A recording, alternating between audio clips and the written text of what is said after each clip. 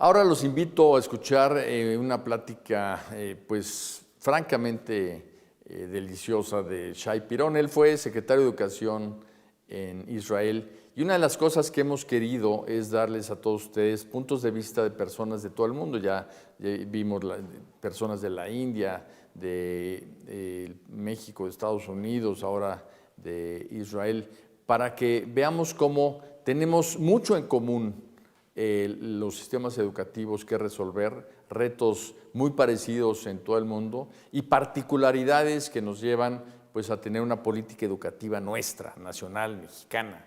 Pero la reflexión siempre nos ayuda y este hombre de lo que habla es de derribar muros, de tener una educación en la cual pues, tengamos todos el desarrollo de las capacidades más que solamente una instrucción desde el punto de vista academicista. Entonces, creo que todos lo vamos a disfrutar y que vamos a aprender no solo de verlo, sino de la reflexión posterior entre todos nosotros. Corre video. Look at me. I was the Minister of Education in Israel. I met a lot of ministers, prime ministers, presidents of all over the world. I taught at the best law schools in Israel. 17 years I was a principal of one of the big schools in Israel. I was a pretty good student and I have wonderful grades in English. And now for a month I can't sleep. I can't sleep because I'm afraid to speak with you in English. I'm not sure that I will be able to express myself properly in English. So my question is, why? Why wonderful students cannot speak in English? If it was only my private problem, I would never stand here and tell you about my private problems. But I think that it's a problem of thousands of students all over the world. Our teachers teach us a lot about grammars, and most of us can't give small presentation in English. Now we have two options, because we need to translate our learning from the books to the life. So now we have two options, or to sing together the anthem of my generation from the famous album of Pink Floyd, We Don't Need No Education, or break the wall and change the learning from repetition learning to meaningful learning. I used to spend an hours in the closet. Yes, you heard right, I was in high school and I hated school, even though I loved to learn. So I hid in a closet and read books. For me, the classroom was an inspiring place. I usually felt that nothing, but nothing, do something for my life, and nothing is really important for me and for you. And I think that the kind of thing that wouldn't really help me to realize my small dream to fix the world, Tikkun Olam. The many exams I passed did not prepare me for real life. Nothing taught me how to listen, how to feel, how to love, how to live, and how to be happy. Yes, that's right. To love and be happy. John Lennon's words, understand this, help me to understand it. Let's do it together. It's wonderful words. He said, when I was 5 years old, my mother always told me that happiness was the key to life. When I went to school, they asked me what I wanted to do When I grow up, I wrote down happy. They told me I didn't understand the assignment, and I told them they didn't understand the life.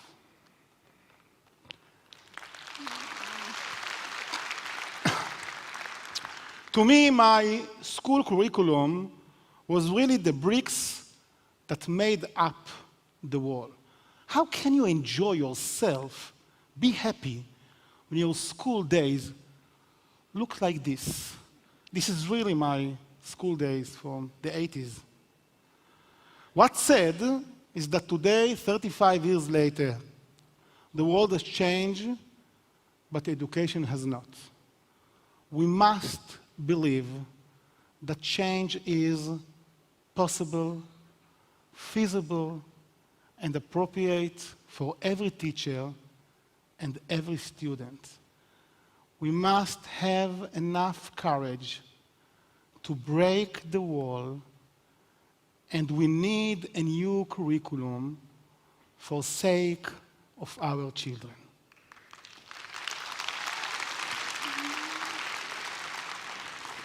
We have another problem, the political correctness. We have stopped talking about meaningful things like values and morals. Education and fear do not go together. Education and fear do not go together. When teachers are too afraid to talk about the why, they focus on how. The change they really need in the classroom haven't happened yet. I would like to suggest a formula. You know, in Israel now, everybody wants to talk about math and formula, so I would suggest a formula for effective learning. The Israeli professor of education, Yoram Arpaz, behind this formula, and the formula is P equal I plus T. Yes. Successful pedagogy consists of two elements: ideology, questions like what and why, and technology, how to teach. People seek an ideology because they want meaning. Schools have become boring because they are not meaningful place. When I was a boy, my mother taught me literature. Because we didn't learn in our religious school literatures, my mother taught me. So we learned together one of the works by Nobel Peace Prize winner, Elie Wiesel. He touched my heart. He touched my heart. My mother suggests me to I write him. So when I was 18, I did. To my surprise, he answered me. After a few letters, he sent me to read Viktor Frankl's book, Man's Search for Meaning. 30 years later, I was the Minister of Education of Israel. I led a major reform that changed the focus to meaningful learning. Thank you, Mother.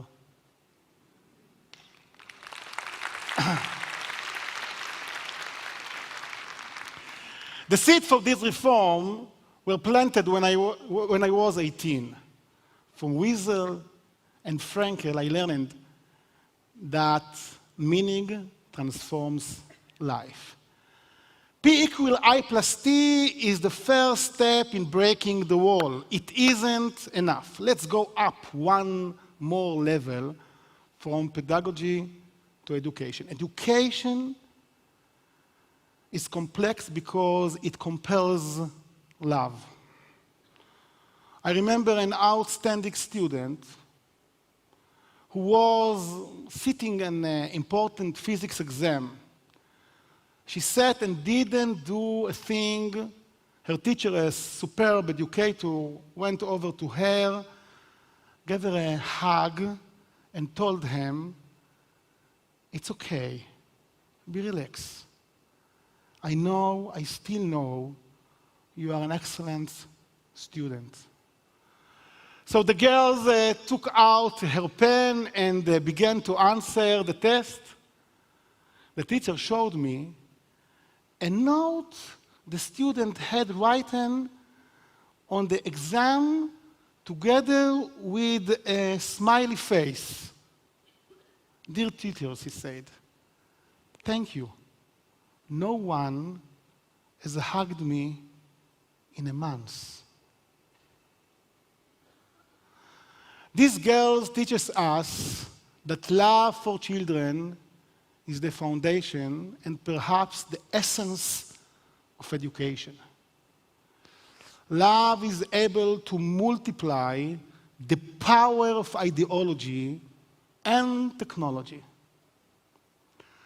Now, the proposed formula is E, education, equals life times ideology plus technology. Children are not an iPhone. Without love, they don't function.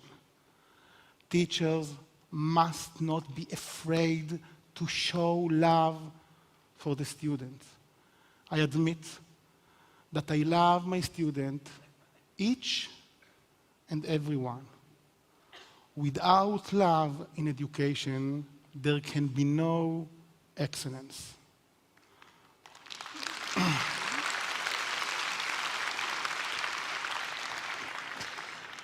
But this still isn't enough. We need to break down one more brick in the wall. We need a new school curriculum. Here's what I propose. Cancel regular subjects, and replace them with areas of meaning. For example, forget teaching history, Bible, and literature separately. I propose create an area of meaning that we called it now Tikkun Olam. Tikkun Olam, fixing the world in the class. We will use that happened in the past, history, our ideological foundation. For me, it's Bible, but everybody has ideological foundation.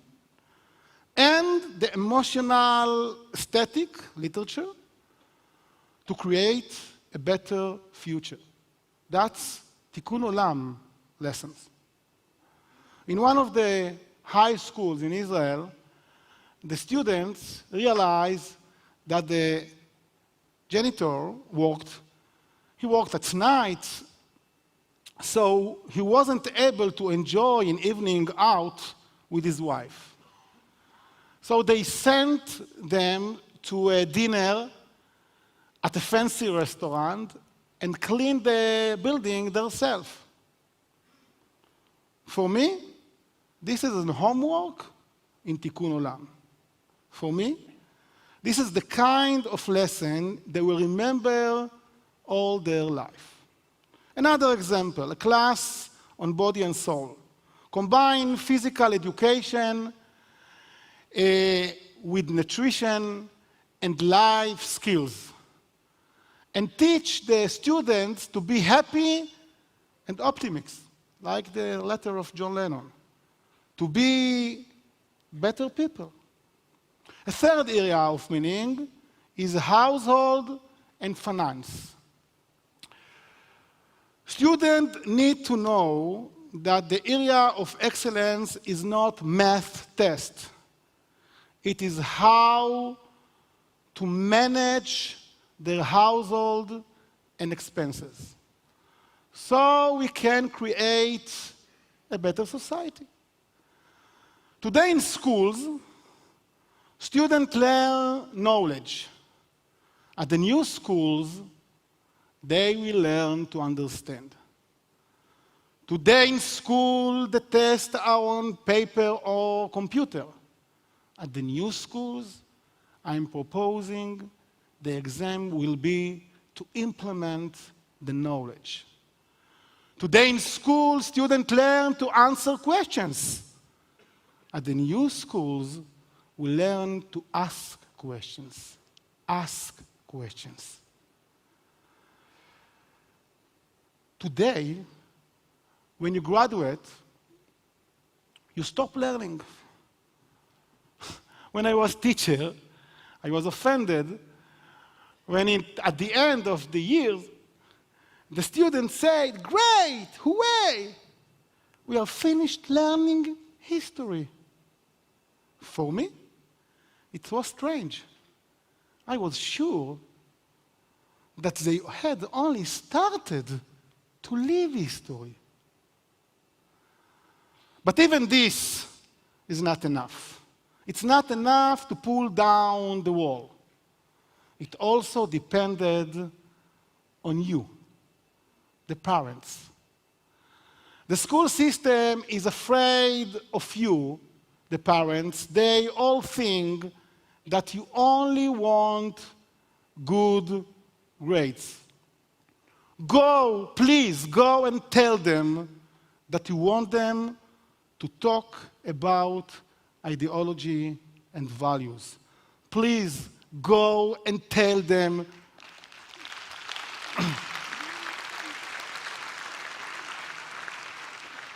please go and tell them to help your children search of meaning. Now, education is love multiplied by ideologic plus technology to the power of teachers. This is Rabbi Meir Shapiro, the rabbi of the Lublin city in Poland. His life's mission was to establish the Yeshiva Chachmei Lublin. When the building was completed, the rabbi had a verse from the Bible inscribed on the building. Lechu banim, shim'u li, irat Adonai alametchem. You know, he said, most teachers think teaching is when the children are near you, here, near me. But I want you to know that everything starts when you live. I can't think of more precise words to express the vision of every teacher and every parent. Mi haish. Thank you. There is a story I love about a teacher who asked his students how many stars there are in the sky. One student answered that his grandfather told him there are 2 million stars in the sky. Another student says that there are 50,000. And one boy replies that they are just 1 star in the sky. The teacher decides to investigate this child because it's a strange answer. When he goes to the boy's home, he discovers that the child lives in an attic with no windows. This boy can see only 1 star. As a student, I had years of this. I had teachers who prevented me from seeing the star in the sky, because they were sure that you and the Minister of Education wanted children to be goal-oriented, achievements and tests. My biggest dream is to teach them that the sky is with full stars. If we let teachers teach area of meaning instead of irrelevant subjects, we will discover that the many stars in the sky are our children. Thank you.